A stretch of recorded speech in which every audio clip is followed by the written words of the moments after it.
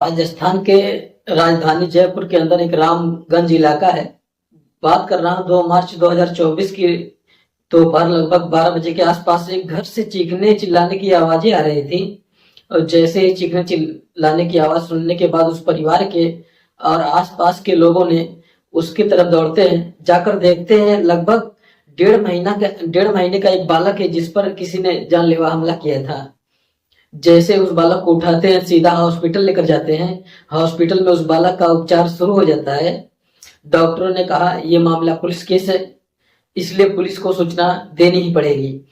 Police को सूचना दी जाती है और जब पुलिस मौके पर पहुंचती है, पुलिस पूछती है आखिरकार क्या कारण था।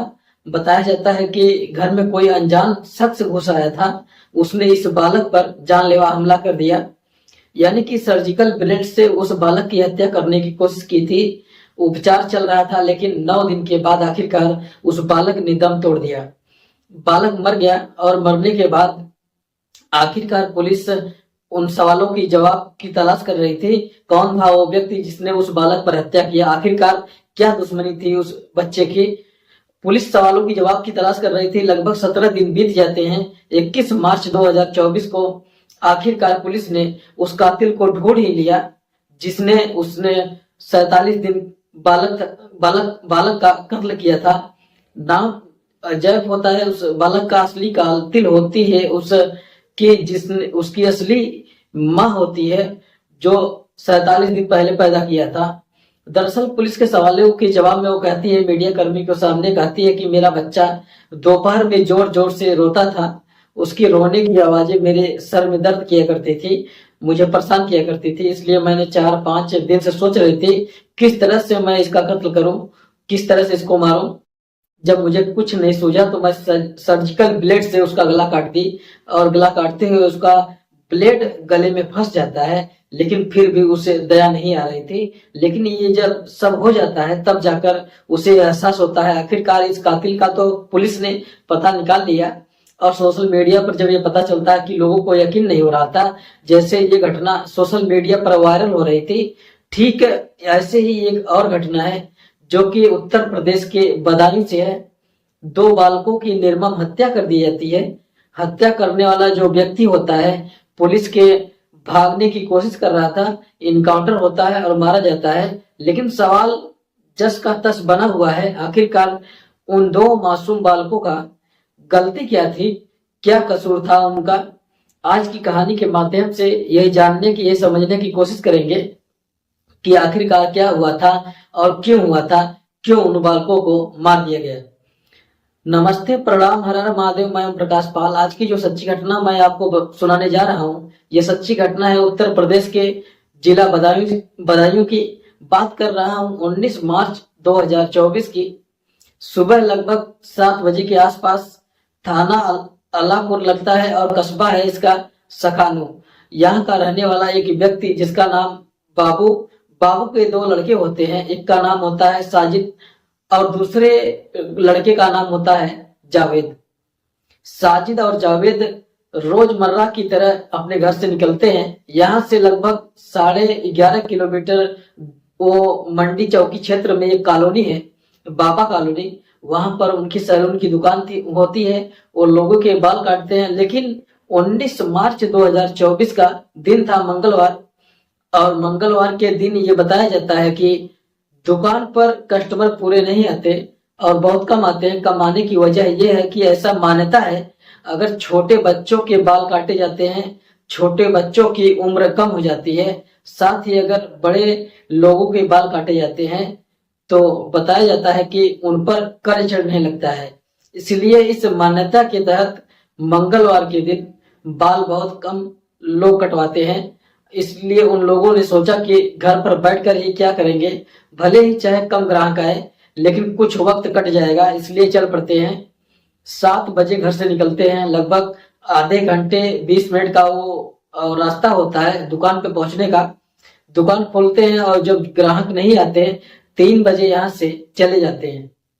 एक मीडिया कर्मी ने जब इंटरव्यू किया, इंटरव्यू करने के बाद इसकी माँ होती है नाजमा ये सब सवाल किए जा रहे थे और नाजमा इन सवालों के जवाब दे रही थी। वो बताती है कि 3 बजे घर पर आ जाते हैं।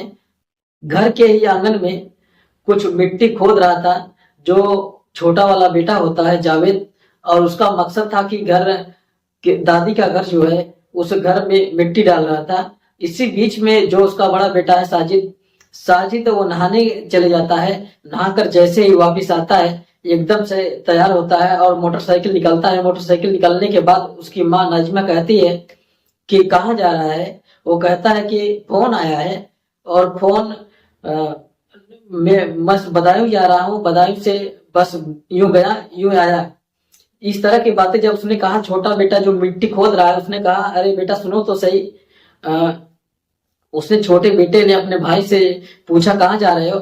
उसने कहा कि मैं बदायूं जा रहा हूँ, बदायूं से अभी आए आए थे, अभी फिर बदायूं जा रहे हो। शाम का लगभग 5 बजे का ये आसपास का ये बात था। अपने परिवार से कुछ न कुछ बात बोलकर फोन से बहाना करके चले जाता है। जाने के बाद 2 घंटे के बाद उसको सूचना मिलती है इससे छोटे वाले के पास, जिसका नाम साजिद होता है। साजिद ऐसा दावा करता है, क्योंकि ये वीडियो सोशल मीडिया पर लगातार वायरल हो रही थी, वैसे दावा कर रहा था कि जैसे ही सूचना मिलती है, सूचना मिलने के बाद उसे बताया जाता है कि तेरे भाई का झगड़ा हो गया है। अब झगड़े की बात उसने सुनने के बाद उसे लगता है कि झगड़ा शायद गांव में वापस आते हुए किसी से झगड़ा हो गया। वो दौड़ते हुआ जाता है, लेकिन उसे पता चलता है कि यहाँ नहीं हुआ बल्कि दुकान के पास हुआ है। आखिरकार वो दुकान के पास पहुंच जाता है। वहां जो दृश्य अपने आंखों से देखा, बहुत सारे भीड़ है, मारो मारो की आवाज लग रही थी, खोखों में आग लग चुकी थी और नुकसान हो ही रहा था। उसने सोचा पता नहीं ये लोग ऐसा ना हो कि मुझे भी मार डाले, इसलिए वो लड़का मौका पाता है और मौका पाते ही वहां से भाग जाता है। अब इसके बाद 2 पुलिस वाले घर पर आते हैं। घर पर आने के बाद जैसे ही पुलिस वाले आते हैं, डांटते हैं, फटकारते हैं, कहते हैं कि इसके साजिद और जावेद की मां से कि तुम्हारे लड़के ने क्या कांड कर दिया है, तुम्हें पता भी नहीं है। दरअसल जैसे ही इस कांड के बारे में पता चलता है तो सोशल मीडिया पर लगातार ये खबर वायरल होने लगती है, और ये खबर अब बदायूं में नहीं बल्कि उत्तर प्रदेश के हर कोने में फैल जाती है। उत्तर प्रदेश नहीं बल्कि भारत के हर एक हिस्से में, बल्कि भारत की सीमाओं को पार करते हुए विदेशों तक ये खबर फैल जाती है। दरअसल बदायूं का ही एक मंडी चौकी क्षेत्र का एक मोहल्ला बाबा कॉलोनी है। वहां बाबा कॉलोनी में एक सड़क के उस पार साजिद और जावेद की दुकान होती है, जो सैलून की यानी कि बाल काटने की दुकान होती है। ठीक सड़क के उस पार एक संगीता होती है। संगीता का अपना ब्यूटी पार्लर होता है। संगीता, जब ये घटना घटी थी, उस घटना के दौरान संगीता, उसकी सास, जो उसके जो पति होते हैं, किसी काम से लखीमपुर खीरी अपने गए हुए थे किसी काम से, और उनके 3 बेटे होते हैं, जिनमें बड़ा बेटा आयुष प्रताप, दूसरा बेटा पीयूष प्रताप, तीसरा बिट्टू आहन होता है। इसी घर के अंदर ये लड़का जाता है साजिद, और जाने के बाद 5,000 रुपए की मांगने की बात करता है। हालांकि इंटरव्यू में ये भी संगीता कह रही है। वो घर आता है, अब क्लेचर मांगता है। 3 क्लेचर उसने मांगे थे। एक क्लेचर की कीमत 15 रुपए, 50 रुपए देता है, 5 रुपए उसको वापस कर दिया जाता है। वो कहता है कि भाभी जी मेरा मन नहीं लग रहा है, मैं उदास हूँ, थोड़ा परेशान हूँ। इसी बीच में दुकान तो वैसे रोज देर से बंद करता है, लेकिन उसने आज जल्दी बंद कर दी, इसलिए उसने कहा कोई बात नहीं, आराम से रहो। आराम से रहने की वजह से वो छत पर जाता है। पहले सबसे बड़े बेटे को काटता है, उसके बाद फिर छोटे बेटे बुरी तरह से काट देता है। उसका कत्ल करने के बाद जब तीसरा बेटा वहां पहुंचने की कोशिश कर रहा था, तब उसे तंबाकू मंगाया गया था। जैसे ही उसे पता चलता है कि बीच वाले बेटे को, वो जान बचाकर भागता है अपनी माँ और दादी के पास, बताता है कि देखो भैया किस तरह से उसने कत्ल कर दिया है। पूरा परिवार इतना बुरी तरह से घबरा जाता है, और परिवार अपनी जान बचाने के लिए घर से बाहर भाग जाता है। और बाहर भागने के बाद बाहर से कुंडा लगा देते हैं और उसको अंदर बंद कर देते हैं। आसपास के लोग भी आते हैं, पुलिस भी आती है, और जब पुलिस आती है तो उसके बाद आखिरकार उसे यहाँ से लेकर जाती है साजिद को। जब साजिद को यहाँ से लेकर जाती है, ले जाने के बाद पता चलता है कि वो भागने की कोशिश कर रहा था। भागने के दौरान पुलिस का साजिद का आमना सामना होता है। उसके पास अभी तक तो चाकू था, लेकिन कहां से पता नहीं उसके पास एक तमंचा आ जाता है और पुलिस पर वो हमला कर देता है, और पुलिस उसको एनकाउंटर में ढेर कर देती है।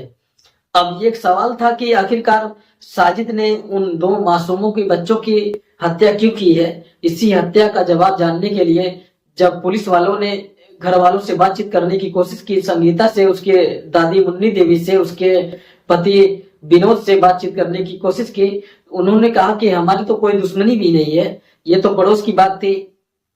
आ गया और एक इंटरव्यू में कह रहे थे कि मैं जानती भी नहीं हूँ।